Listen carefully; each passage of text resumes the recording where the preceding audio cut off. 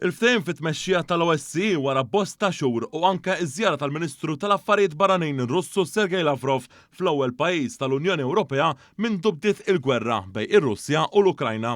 Dawn kienu l-aktar żewġ punti li ġew irrappurtati mill-midja internazzjonali waqt il-Kunsill Ministerjali tal-OSCE li sar f'pajjiżna f'dawn l-aħħar jiem. Is-sit internazzjonali Euronews irrapporta dwar l-ewwel żjara ta' Lavrov f'pajjiż tal-Unjoni Ewropea mill-bidu għall-gwerra fi frar tal-2022. Ġie rapportat li waqt id-diskors ta' Lavrov, il-Ministri tal-Affarijiet Barranin tal-Ukrajna, il-Polonja u l-Estonja ħarġu l-barra mill-Kamra.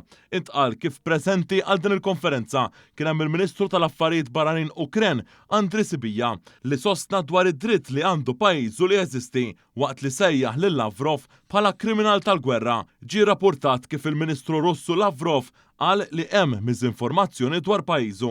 Is-sit BBC rapporta kif il-preżenza ta' Lavrov fil-konferenza kienet waħda kontroversjali. Ġie rapportat ukoll kif Lavrov akkuża lil punent li twassal biex jerġa' mill-ġdid għal gwerra bierda, iżda qal li hemm riskju li din id-darba tkun għar. L-Aġenzija tal-Aħbarijiet Internazzjonali Reuters irrapportat li l-organizzazzjoni tul din is-sena tmexxiet minn Malta għandha fl-aħħar Segretarju Ġenerali ġdid wara li fl-aħħar xhur din il-kariga kienet vakanti.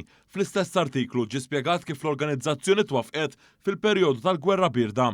Intqal li kemm ilha li bdiet il-gwerra bejn Russja u l-Ukrajna, ir-Russi waffqu milli l-organizzazzjoni timxi il qudiem. Dan wassal biex Malta issa l-oħra ġiet magħżula biex tieħu l-preżenza tal-OSCE tul din is-sena. Dan hekk kif ir-Russja ma rriditx li l-preżenza tkun fidej l-Estonja u ntażlet Malta art neutrali sabiex tkompli tmexxi l qudiem lil din l-akbar organizzazzjoni reġjonali ta' kooperazzjoni fl-Ewropa.